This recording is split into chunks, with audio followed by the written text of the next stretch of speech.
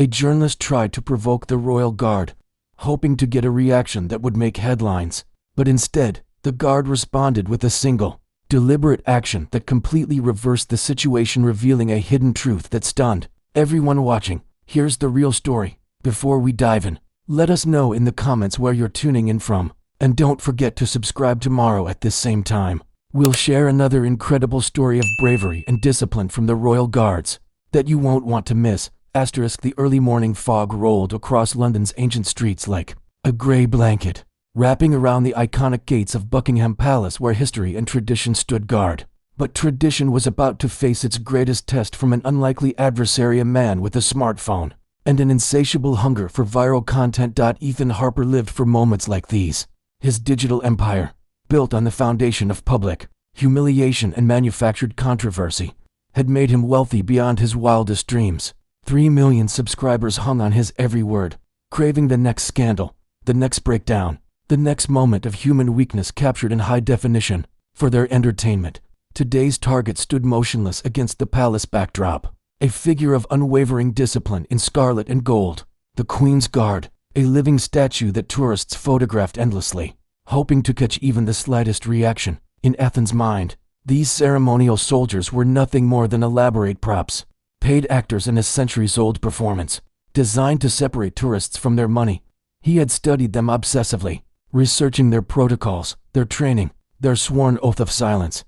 They were forbidden from speaking, from moving, from acknowledging the chaos that swirled around them daily. Perfect victims for his particular brand of digital predation. The palace courtyard buzzed with the usual morning activity: families clutching guidebooks, couples taking selfies, children pressing their faces against the ornate railings.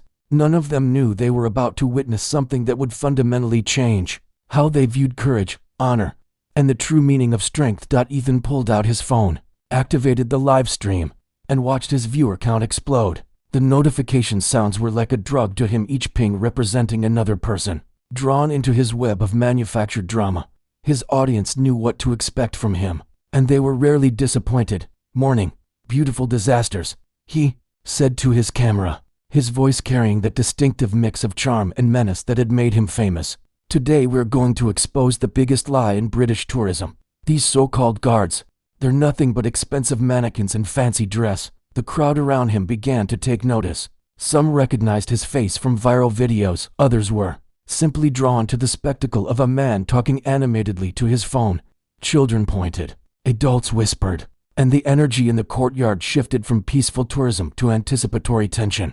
Royal Guard Marcus Whitfield stood at his post, unaware that his life was about to change forever. 23 years old, with the bearing of someone far older, he had earned his position through dedication, sacrifice, and a commitment to service that few could understand. His uniform was immaculate, his posture perfect, his eyes focused on a point beyond the crowd that only he could see.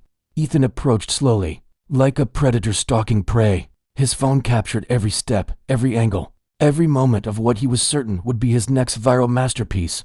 The live chat exploded with encouragement, viewers from around the world urging him to push harder, go further, break the stoic soldier's composure. "Look at this," Ethan said, his voice carrying across the courtyard as he gestured toward the motionless guard. A grown man playing dress-up, getting paid to stand around like a garden gnome. "What's the point? What's the purpose? What does any of this accomplish?" The guard's breathing remained steady, his gaze unwavering, but something in his posture suggested that he had heard every word, processed every insult, and was choosing his response with the precision of a master tactician. The confrontation escalated as Ethan fed off the energy of his growing audience. His live stream had attracted over 50,000 viewers, all watching in real time as he circled the motionless guard like a shark sensing blood in the water. The comments section had become a torrent of encouragement and anticipation, viewers from around the world urging him to push the boundaries even further. "Seriously, what's your story?" Ethan asked, moving closer to the guard's impassive face. "Did you always dream of being a tourist attraction? Is this what you imagined when you were a kid playing soldier in your backyard?" The guard's silence was absolute, his discipline seemingly unbreakable. But Ethan had built his career on the belief that everyone had a breaking point, that sufficient pressure could crack even the most carefully constructed facade. "I bet you've never seen a day of real combat in your life," Ethan continued, his voice growing more aggressive as he sensed the crowd's growing interest. I bet you signed up for this because it's the safest job in the military. No danger, no real responsibility. Just stand there and look pretty for the cameras." A murmur ran through the assembled tourists. Some were clearly uncomfortable with the confrontation. Others were drawn to the drama like moths to a flame. Children asked their parents what was happening. Elderly couples shook their heads in disapproval, and teenagers pulled out their own phones to capture the unfolding spectacle. The guard's eyes flickered almost imperceptibly, a movement so slight that most observers missed it entirely. But Ethan caught it, and his predatory instincts kicked into overdrive. "Oh, did I hit a nerve?" he said, leaning in closer. "Are you actually going to do something? Are you going to break your precious protocol and show us you're human?"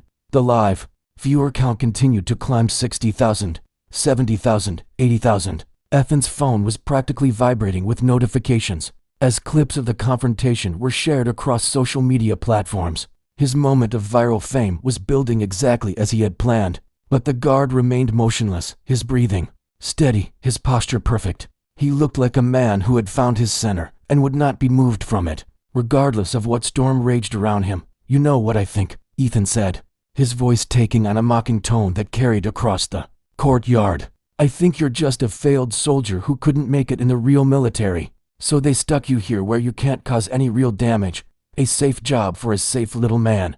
The words hung in the air like a challenge thrown down in the ancient courtyard. The crowd held its collective breath, sensing that something significant was about to happen. Even the other tourists, those who had been focused on their own sightseeing, stopped what they were doing to watch the drama unfold. For the first time since the confrontation began, the guard's lips moved, not to speak, but to form the slightest suggestion of what might have been either a smile or a grimace. It was such a subtle expression that most people missed it, but Ethan saw it and interpreted it as weakness. "There it is," he said triumphantly to his camera. "The mask is starting to slip. Let's see what's underneath all that ceremony and tradition." The tension in the courtyard had reached a breaking point. What had begun as a simple tourist morning had transformed into something much more intense, much more personal. The crowd had grown substantially, drawn by the drama and the promise of witnessing something unprecedented. Ethan's confidence was at its peak. His live stream had attracted over 100,000 viewers, making it one of his most successful broadcasts ever. The comments were flowing so fast they were just a blur of excitement and encouragement, viewers from around the world urging him to push even harder. "Come on then, toy soldier," he said, his voice dripping with manufactured disdain. "Tell us about your military service. Tell us about all the battles you've fought, all the heroic deeds you've performed. Give us some war stories to justify that fancy uniform." The guard's silence stretched on, but there was something different about it now. It wasn't the passive quiet of someone ignoring an annoyance. It was the purposeful stillness of someone choosing their moment with the precision of a master strategist. "Or maybe," Ethan continued, warming to his theme, "you don't have any stories because you've never actually done anything. Maybe you're just another fake hero in a costume, playing at being something you're not." The crowd stirred uneasily. Some were beginning to sense that this confrontation was crossing lines that shouldn't be crossed, that the young man with the camera was attacking something that deserved respect rather than ridicule. "Afghanistan," the guard said suddenly, his voice cutting through Ethan's monologue like a blade through silk. 3 tours. Kandahar Province, Royal Marines Commando. The words fell into the courtyard like stones dropped into still water, creating ripples of shock that spread through the assembled crowd. Ethan's confident expression faltered for just a moment, but his arrogance quickly reasserted itself. "Right," he said, his voice heavy with sarcasm. "And I suppose you've got medals and commendations to prove all that? Anyone can claim to be a war hero. It's easy to make up stories when you're standing behind a rifle." The guard's eyes met Ethan's for the first time, and in that moment, the journalist felt something he hadn't experienced in years: genuine unease. Those eyes held depths that spoke of experiences no amount of YouTube success could ever prepare someone for. "You want proof?" the guard asked, his voice remaining quiet but somehow carrying to every person in the growing crowd. "You want to know what real service looks like? It's not about proving yourself to people like you. It's about proving yourself to the men who didn't make it home." The crowd had gone completely silent now, sensing that they were witnessing something far more significant than a simple confrontation between a provocateur and his target. 2nd Battalion, 42nd Commando, the guard continued, his voice carrying the weight of memories that would never fade. Lost my sergeant to an IED outside Musicala. Good man. Better soldier. Left behind a wife and 2 daughters who will never see him again. The words hit the assembled tourists like a physical blow. Suddenly, phones were being lowered, expressions were changing, and the mood in the courtyard shifted from anticipation to something much more solemn. The revelation had changed everything. What had moments before been entertainment had become something sacred, something that demanded respect rather than ridicule. The guard's quiet authority had transformed him from a target into a teacher, from a victim into a voice for something much larger than himself. Ethan, however, was too invested in his performance to recognize the shift. His career had been built on the principle that everyone would eventually crack under sufficient pressure, and he wasn't about to let one soldier's claims derail his viral moment. "That's a nice story," he said, but his voice lacked its earlier conviction. "Very touching, very dramatic, but anyone can memorize some military details and throw around some place names. You could have gotten all that from Wikipedia." The guard's expression didn't change, but something in his eyes deepened. It was the look of a man who had seen real evil, real suffering, real sacrifice, now facing someone who had never been tested by anything more challenging than a poor internet connection. "You want details?" the guard asked, his voice still quiet, but now carrying an edge that made everyone listening feel the weight of his words. "You want to know what it's like to hold your best friend while he bleeds out in a ditch because some coward planted a bomb and ran away? You want to know what it sounds like when grown men cry for their mothers in languages you don't understand?" The crowd was completely absorbed now, hanging on every word. Even Ethan's live stream chat had quieted, the usual flood of comments reduced to a trickle of stunned silence. "But you wouldn't understand that," the guard continued, his gaze boring into Ethan's soul. "You've never protected anything in your life. You've never stood between danger and the people you care about. You've never had to make choices that keep you awake at night for years afterward." Ethan's phone was trembling in his hand now. Though he tried to hide it, the guard's quiet certainty was more unnerving than any shouting match or physical confrontation could have been. "You make money destroying people's dignity," the guard said, his voice carrying across the courtyard with the authority of absolute truth. "You take their worst moments and turn them into entertainment for strangers. You profit from pain and call it journalism. That's not serving the public, that's serving yourself." The words struck home with surgical precision. Several people in the crowd nodded in recognition, apparently having had their own encounters with predatory media tactics. "I stand here by choice," the guard continued, his voice now carrying a note of quiet pride. "I serve by choice, I protect by choice. I maintain this post not because I have to, but because I believe in something bigger than myself, something worth defending." He paused, letting the weight of his words settle over the increasingly large crowd. "What do you believe in, Mr. Harper? What do you stand for when nobody's watching? When there's no camera rolling, when there's no audience to perform for?" The question hung in the air, like a challenge, and for the first time in the entire confrontation, Ethan found himself without a ready answer. The moment of silence that followed the guard's question was profound. It wasn't the expectant quiet of an audience waiting for the next act in a performance. It was the heavy stillness that follows the speaking of truth, when everyone present knows they have witnessed something significant. Ethan stood there, his phone still streaming to an audience that was now watching him rather than cheering for him. The comments section had transformed from encouragement to criticism, with viewers beginning to see him not as a fearless truth teller, but as a bully who had picked the wrong target. "You want to know what I believe in," he said, trying to regain control of the narrative. "I believe in exposing lies. I believe in showing people the truth behind the facade. I believe in holding people accountable for their actions." The guard's expression remained unchanged, but there was something in his eyes now that suggested he saw right through Ethan's desperate attempt to justify his behavior. "Accountability," the guard repeated, his voice carrying a note of what might have been amusement. "That's interesting, coming from someone who's made a career out of destroying people's reputations for profit. Tell me, Mr. Harper, when was the last time you held yourself accountable for the damage you've caused?" The crowd stirred, sensing that the guard knew more than he was letting on. Phones were buzzing with notifications as people began researching Ethan's background, sharing information about his past controversies and questionable tactics. "I don't know what you're talking about," Ethan said, but his voice lacked conviction. The guard's quiet confidence was beginning to unnerve him in ways he hadn't expected. "The Manchester Children's Hospital story," the guard said, his voice cutting through Ethan's denial with the precision of a surgeon's scalpel. You fabricated quotes from doctors, invented heartbreaking details about sick children, all to boost your view count and attract donations to a charity that turned out to be fake. The color drained from Ethan's face. The Manchester story was something he'd hoped had been forgotten, buried beneath the endless stream of content that characterized modern digital media. That's not, he started, but the guard's quiet voice cut through his protest. Received a cease and desist letter from the hospital's legal team, forced to issue a public retraction, paid an undisclosed settlement to the families you exploited. All public record, all easily verifiable by anyone with an internet connection. The crowd was buzzing now, phones coming out as people began looking up the details of the story. The mood in the courtyard had shifted completely, from entertainment to accountability, from spectacle to justice. You talk about exposing lies, the guard said, his voice carrying across the courtyard with the authority of someone who had earned the right to judge. But you've built your entire career on lies. You've never told the truth when a fabrication would get you more views. You've never chosen accuracy when sensationalism would generate more revenue.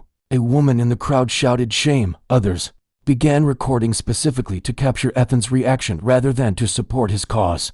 The hunter had become the hunted, and everyone present could see it happening in real time.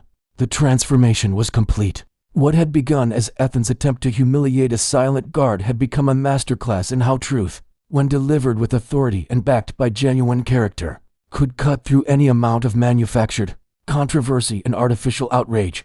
Ethan's live stream had become a monument to his own downfall. The viewer count was plummeting as word spread across social media about his real history, his fabricated stories, his exploitation of vulnerable people for content. Those who remained were there not to support him, but to witness his public reckoning. You came here today looking for content, the guard said, his voice carrying the calm certainty of someone who had found his truth and was comfortable sharing it. You wanted to make me look foolish, to expose me as some kind of fraud. But you made a fundamental error in judgment. The crowd leaned in, sensing that they were about to witness the final act in this unexpected drama. You assumed I was weak because I choose to be silent, the guard continued, his eyes never leaving Ethan's increasingly pale face. You assumed I was fake because I choose to serve something bigger than myself. You assumed I was nothing because I don't need to prove my worth to people like you. The words carried across the courtyard with the weight of absolute conviction. This wasn't anger or hatred or even contempt. It was the patient explanation of a teacher to a student who had failed to learn the most basic lessons about honor and integrity. But your biggest mistake, the guard said, his voice now carrying a note of finality that made everyone present realize this confrontation was nearing its end, was assuming that standing in silence means standing in ignorance. You thought I didn't know who you were, what you represented, what you've done. Ethan's phone was shaking so badly now that his live stream was nearly unwatchable. His carefully constructed public persona was crumbling in real time. Broadcast to thousands of people who were witnessing the difference between substance and spectacle. I know exactly who you are, Ethan Harper, the guard said, his voice carrying the authority of someone who had done his homework. I know about the fabricated stories, the exploited families, the fake charities, the manufactured controversies. I know about every life you've damaged in pursuit of clicks and views. The crowd was completely silent now, watching as one man's career imploded under the weight of his own actions. It was justice being served not through violence or aggression, but through the simple act of speaking truth to power. You mock service while profiting from chaos, the guard said, his voice now carrying a note of genuine sadness. You sneer at honor while wallowing in dishonor. You attack dignity while possessing none yourself. You are everything that's wrong with modern society. Wrapped up in a designer jacket and armed with a smartphone, the words hung in the air like a final judgment, and everyone present knew that they had just witnessed something that would stay with them for the rest of their lives. The aftermath of the guard's revelation spread through the crowd like wildfire. Social media exploded with clips of the confrontation, but not in the way Ethan had intended. Instead of celebrating his ambush tactics, people were sharing the guard's words, praising his dignity, and condemning the journalist's exploitation of vulnerable people. Ethan himself stood frozen, his phone still streaming to a rapidly dwindling audience. The comments section that had earlier been filled with encouragement was now a waterfall of disgust and outrage. Screenshots of his past controversies were being shared alongside angry demands for his channel to Be shut down. The difference between us, the guard said, his voice cutting through the digital chaos surrounding them, is that I've chosen to build things up while you've chosen to tear them down. I've chosen to serve while you've chosen to exploit. I've chosen to protect while you've chosen to destroy. A veteran in the crowd stepped forward, his own military bearing evident despite his civilian clothes. Thank you for your service, he said to the guard, his voice carrying across the courtyard. Both overseas and here at home, the guard acknowledged the thanks with a slight nod, a gesture that carried more weight than any elaborate speech could have conveyed. This is my service now, the guard said, his voice patient but firm, standing here, maintaining this post, representing something that matters. It's not about tourists or ceremonies or tradition for its own sake. It's about remembering what's worth protecting. He paused, his eyes sweeping over the crowd before settling back on Ethan's face. You see weakness in ceremony, pointlessness in tradition, foolishness in service, but you're wrong. This uniform represents every person who died protecting the values you profit from destroying. This post honors every sacrifice made by people you'll never understand. The crowd murmured its agreement, phone still recording but now focused entirely on capturing the guard's words rather than documenting Ethan's humiliation. You want to know what real strength looks like? The guard asked, his voice carrying the authority of lived experience. It's not about breaking your opponents or destroying their reputations, or generating controversy for profit. It's about standing firm in your principles even when the whole world is trying to make you compromise them. A child in the crowd asked his mother why the man was being so mean to the soldier. She whispered something about learning important lessons, and the child nodded solemnly, sensing that he was witnessing something significant even if he couldn't fully understand it. I've seen what happens when civilization fails, the guard continued, his voice carrying the weight of memories that would never fade. I've stood in places where there are no rules, no protection, no safety except what good people are willing to provide. I've seen what the world looks like when people like me don't do our jobs. The courtyard was so quiet that the distant sounds of London traffic seemed intrusive, inappropriate for the gravity of the moment. The confrontation had evolved into something far beyond what anyone could have anticipated. What had begun as a simple case of digital harassment had become a profound lesson in the difference between true strength and manufactured controversy, between genuine service and self-promotion. Ethan's world was collapsing around him in real time. His subscriber count was dropping by the thousands. His past controversies were being resurrected and shared across every social media platform, and his reputation was being systematically destroyed by the very tools he had used to build it. You know what I've realized, watching your performance today, the guard said, his voice carrying the calm certainty of someone who had found peace with his choices. You're not really here to expose me. You're here to distract from yourself. You attack others to avoid examining your own failures. You create chaos to avoid confronting the emptiness of your own existence.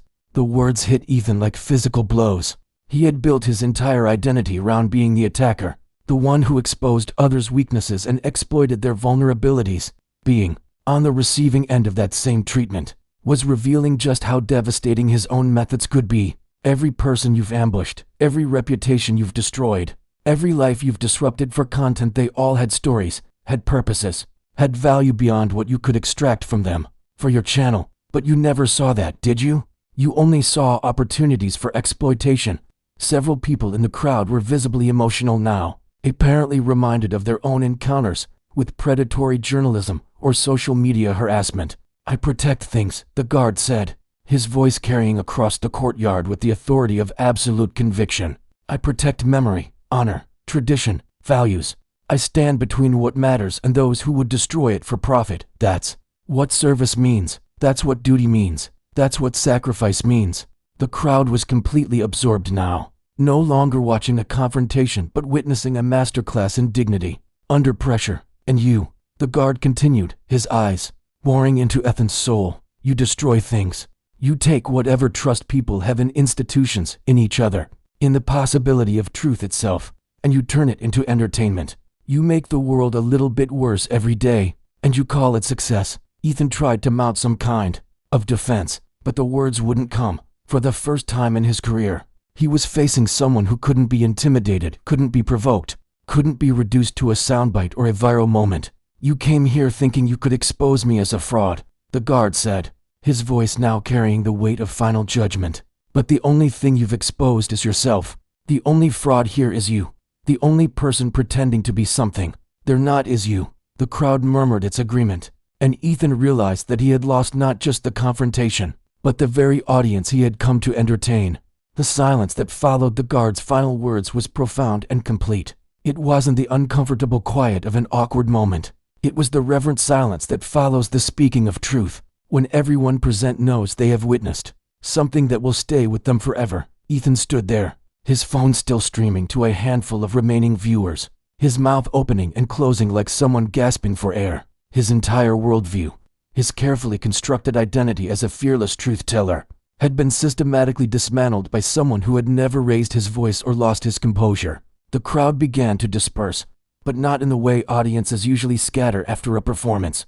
They moved quietly, thoughtfully, many of them stopping to thank the guard or simply to acknowledge what they had witnessed. Children who had been frightened by Ethan's aggressive behavior now approached cautiously, their parents encouraging them to show respect for the man who had demonstrated what real courage looked like. "You know what the saddest part is," the guard said, his voice now conversational rather than confrontational, as if he were speaking to a friend rather than an adversary. "You could have been something better. You have a platform, an audience, a voice that reaches millions of people. You could have used that power to lift people up, to tell stories that matter, to shine light on real injustice." Ethan looked up, surprised by the change in tone, by the unexpected note of what almost sounded like compassion in the guard's voice. "Instead, you chose to tear people down," the guard continued, his eyes meeting Ethan's with what might have been pity. "You chose to profit from humiliation and division. You chose to be part of the problem rather than part of the solution." For a moment, just a moment, Ethan felt something shift inside him. The guard's words had found their mark, not in the way his usual attacks were designed to wound, but in the way that truth sometimes penetrates even the most carefully constructed defenses.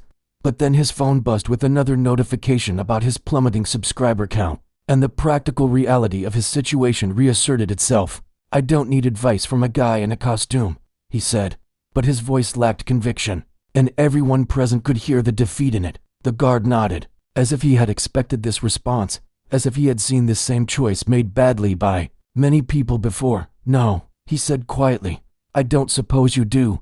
The final minutes of the confrontation were almost anticlimactic. Ethan, his bravado exhausted and his audience gone, began to retreat from the scene of his humiliation. His phone continued to stream, but to an audience of hundreds rather than hundreds of thousands, and those who remained were there not to support him, but to witness the completion of his downfall. "This isn't over," he said, but the words carried no threat, no promise of future revenge. They were the empty posturing of someone who had been thoroughly defeated and was trying to salvage some dignity from the wreckage of his reputation. The guard didn't respond. He had already said everything that needed to be said, made every point that needed to be made. He simply resumed his position, his posture perfect, his eyes once again fixed on that distant point that only he could see. The crowd continued to disperse, but many lingered, taking respectful photos with the guard, thanking him quietly for his service, for his dignity, for the lesson he had taught them all. What had begun as a moment of intended humiliation had become an inspiration, a reminder that some things in the world were still worth defending. Ethan slunk away, his shoulders hunched, his phone finally silent. The live stream had ended not with triumph but with defeat, his audience having abandoned him for someone who represented everything he was not: honor, integrity, purpose, and the quiet courage to stand for something bigger than himself. As the last of the tourists moved on, as the normal rhythm of London life reasserted itself around the palace gates, the guard remained. He stood there as he had stood there every day for months, as guards had stood there for generations, as they would continue to stand there long after Ethan Harper's moment of internet infamy had been forgotten. But something had changed. The guard's silence was no longer just the absence of speech, it was the presence of dignity. His stillness was no longer just the requirement of his position, it was the embodiment of purpose. His uniform was no longer just a costume, it was the visible symbol of everything that separates civilization from chaos. The morning sun climbed higher over London, casting long shadows across the ancient courtyard. Big Ben chimed the hour in the distance. New tourists arrived, phones ready, hoping to capture something memorable from their visit to the palace. And the guard stood there, protecting not just a building or a tradition, but an idea that some things are worth defending, that some values are worth preserving, that some people are still willing to stand between what matters and those who would destroy it for profit. The confrontation was over, but its impact would ripple outward for days, weeks, months to come. Videos of the encounter would be shared millions of times, not as entertainment, but as education, not as spectacle, but as inspiration. People would remember the quiet dignity of the guard, the devastating precision of his words, the way he had transformed a moment of intended humiliation into a masterclass in grace under pressure. The guard's victory was complete, but it wasn't a victory of conquest or domination. It was the victory of truth over falsehood, of substance over spectacle, of service over self-promotion. It was the victory of someone who had found his purpose and was willing to defend it, no matter what storm raged around him. As the day wore on and the crowds changed and the light shifted across the palace courtyard, the guard remained silent, dignified, unbreakable. A reminder that in a world increasingly defined by noise and chaos and the desperate pursuit of attention, there is still power in stillness, strength in silence, and victory in simply refusing to be anything other than what you are called to be. The lesson would endure long after the participants had gone their separate ways. Some battles are won not with weapons or words, but with character. Some victories are achieved not through attack, but through steadfast defense of what matters most. And sometimes, the greatest strength is found not in breaking your enemies, but in refusing to be broken by them. In the end, the guard had given everyone who witnessed the confrontation something more valuable